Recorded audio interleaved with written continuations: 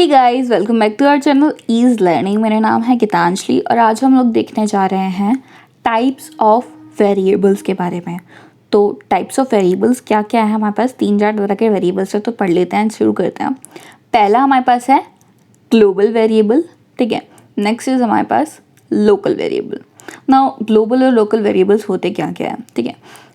इसको ना कुछ इस तरह से समझते हैं कि जो ग्लोबल वेरिएबल है वो हमारे थ्रू आउट द प्रोग्राम पूरा वर्क करेगा, लेकिन लोकल वेरिएबल जो है वो सिंपली एक चीज़ के अंदर काम करेगा। कैसे आप लोग इसको इस एग्जांपल से समझते हैं। लेट्स से कि हमारे पास पीएम है, ठीक है, और योगी है, ठीक है। पीएम है, योगी है। पीएम क्या करता है? पीएम हमारे पूरे इंडिया का काम करता है, लेकिन योगी जो है वो लोकली अपने यूपी के अंदर का काम करता है। लेकिन यूपी के बाहर की बात करना चाहें हम लोग, तो हम लोग नहीं कर सकते योगी से। लेकिन हम लोग का पीएम मोदी जो है वो तो पूरा इंडिया जो है ना पूरा संभाल रहा है। वैसे ही जो ग्लोबल वेरिएबल है वो पूरा प्रोग्राम संभालता है, लेकिन लोकल वेरिएबल सिर्फ और सिर्फ किसी पर्टिकुलर फंक्शन को या फिर किसी पर्टिकुलर ब्लॉक को संभालता है, ठीक है। और जो भी हमारे क्या कहते हैं, किसी भी फंक्शंस के बाहर हमारा डिक्लेयर होता है वो हमारा ग्लोबल वेरिएबल होता है, और किसी भी फंक्शन के अंदर होता है तो हमारा लोकल वेरिएबल होता है, ठीक है। डेफिनेशन मैंने लिख रखी है एक कि global variable is a variable which is not declare inside any function और एनी स्पेसिफिक ब्लॉक, ठीक है। किसी फंक्शन के अंदर डिक्लेयर नहीं होता या फिर किसी स्पेसिफिक ब्लॉक के अंदर डिक्लेयर नहीं होता। नाउ नेक्स्ट इज कि लोकल वेरिएबल क्या होता है। लोकल वेरिएबल भी सेम ही है, बस उल्टा है इसके, ठीक है। ग्लोबल के उल्टा है, वो उसके अंदर डिक्लेयर होते हैं। अच्छा, यहाँ पे हम लोगों ने स्पेसिफिक ब्लॉक बोला ना, स्पेसिफिक ब्लॉक कुछ भी नहीं है। कर्ली ब्रैकेट्स के अंदर जो भी लिखेंगे ना हम लोग, वो सब हमारे ब्लॉक है, मतलब कर्ली ब्रैकेट्स इज ब्लॉक, ठीक है। स्टार्ट जहाँ से हो रहा है, एंड जहाँ पे हो रहा है, वो एक ब्लॉक है, ठीक है। हम लोगों ने कर्ली ब्रैकेट शुरू किया, जो भी लिखा एक डिक्लेयर किया फंक्शन। जैसे ही हमारा कर्ली ब्रैकेट एंड हुआ, उसके बाद हम लोग उसको बुला नहीं सकते उस फंक्शन को, ठीक है। नाउ अगर हम लोग इसके स्कोप की बात करें तो स्कोप ना हमारे ग्लोबल वेरिएबल का पूरे program throughout the program होता है, लेकिन लोकल वेरिएबल का सिर्फ और सिर्फ एक फंक्शन या फिर किसी एक पर्टिकुलर ब्लॉक के अंदर उसका स्कोप होता है, मतलब कि कहाँ कहाँ पे वो काम आ रहा है, ठीक है। बस इतना सही है इसका मतलब। नाउ नेक्स्ट इज हमारे पास स्टैटिक्स वेरिएबल। स्टैटिक्स वेरिएबल कौन से वेरिएबल्स होते हैं? स्टैटिक्स वेरिएबल वो वेरिएबल होते हैं जो अपनी पुरानी वैल्यू को मतलब प्रिजर्व करके रखते हैं, ठीक है। अगर हम लोगों ने कोई फंक्शन बनाया, उसके बाद उसको मेन में कॉल किया, तो जितनी भी बार कॉल होगा ना, वो उतनी बार वो हमारा पुरानी वाली वैल्यू को रिजर्व करके रखेगा, ठीक है।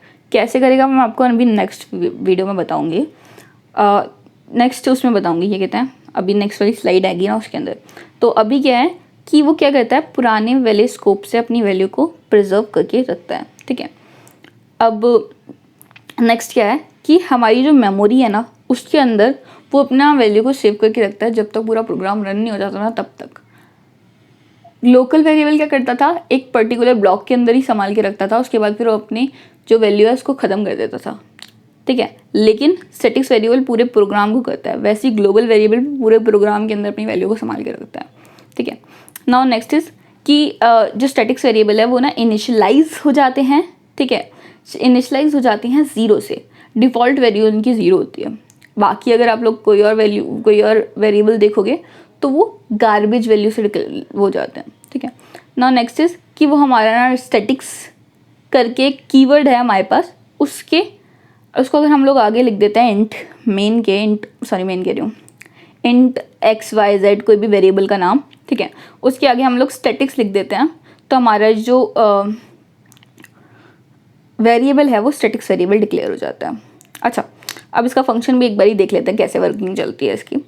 लेट्स से कि अभी एक फंक्शन है हमारे पास, यहाँ पे एग्जांपल है, देख लो आप एक अच्छे से, ठीक है। मैंने एक वेरिएबल डिक्लेयर कर रखा है जिसको प्लस किया है, और उसके बाद हम लोगों ने रिटर्न कर दिया। अब मान लेते हैं कि स्टैटिक्स हम लोगों ने नहीं लिखा था, तो क्या होता कि पूरा प्रोग्राम हो सकता है हम लोगों ने फंक्शन को 10, 15, 20, 25 बार बुलाया होता, तो जितनी भी बार हम लोग बुलाते तो हम लोगों का 1 लिखा हुआ आ जाता। लेकिन हम लोगों ने अभी स्टैटिक्स लिखा है, पहले वो डिक्लेयर हुआ 0 के संग, ठीक है।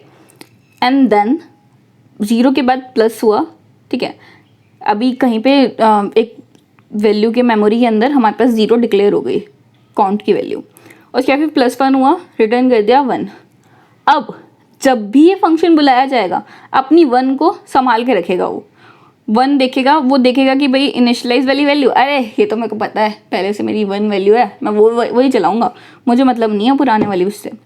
उसके बाद क्या होगा, 1 + 1 होगा, 2 हो जाएगा, 2 रिटर्न करेगा। उसके बाद जितनी भी बार हम लोग फंक्शन को बुलाएंगे उतनी बार हमारा इंक्रीज होती जाएगी वैल्यू, ठीक है। अब हम लोगों ने यहाँ पे तो 1 प्लस किया था, ऐसे भी हो सकता है 2 प्लस कर लो आप, ठीक है, कुछ भी कर सकते हो। तो 2 प्लस करोगे तो क्या होगा, 0 2 4 8 इस तरह से बढ़ती जाएगी वैल्यूज़, ठीक है।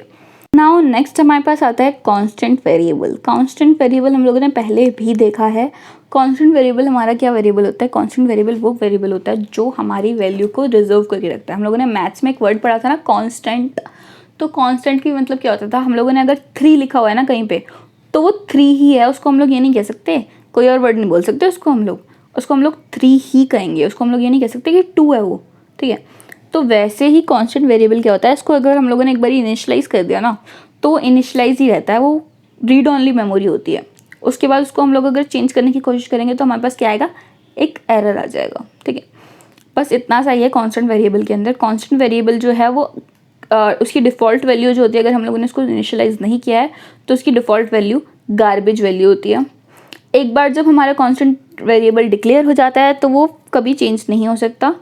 कांस्टेंट वेरिएबल जैसे हम लोगों ने स्टैटिक्स यूज़ किया था, वैसे ही यहाँ पे हमारे पास कॉन्स्ट CONST यूज़ कर सकते हैं हम लोग बिफोर डेटा टाइप, ठीक है, कांस्टेंट वेरिएबल को डिक्लेयर करने के लिए। अब हम लोग यही का फंक्शन देख लेते हैं कि हम लोग कैसे चला सकते हैं। देखो यहाँ पे मैंने ना A लिख करके एक कांस्टेंट वेरिएबल डिक्लेयर किया और B करके एक डिक्लेयर किया।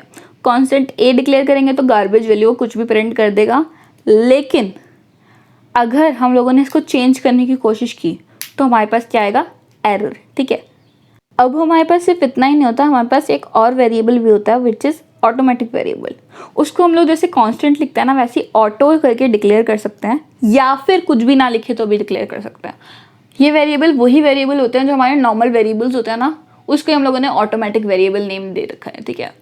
तो हमारा जो भी काम होता है उसका क्या काम होता है, वो भी गार्बेज वैल्यू डिक्लेयर करता है, अपने आप को इनिशियलाइज करता है, ठीक है। अगर हम लोगों ने कुछ इनिशियलाइज नहीं किया तो गार्बेज वैल्यू इनिशियलाइज कर देगा। वो फिर से चेंज कर सकते हैं, हम लोग फिर से प्रिंट कर सकते हैं, फिर से उसको इनिशियलाइज कर सकते हैं, कुछ भी कर सकते हैं उसके साथ, ठीक है। तो गाइस आज के लिए इतना ही। अगर आपको मेरी वीडियोस पसंद आ रही है तो प्लीज़ लाइक, शेयर और सब्सक्राइब कर दो।